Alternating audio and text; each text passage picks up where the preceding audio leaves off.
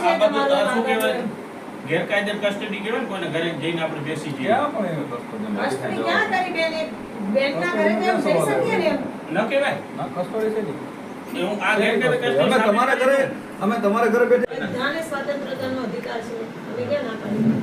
અમે કોઈ પણ વ્યક્તિ બંધનમાં તમને છે ક્યાં જાવું છે? અમે કહીએ છીએ. હા, મને નીકળવું હતું બહાર, પણ કેટલા વાગે? 5:30 જવાનું.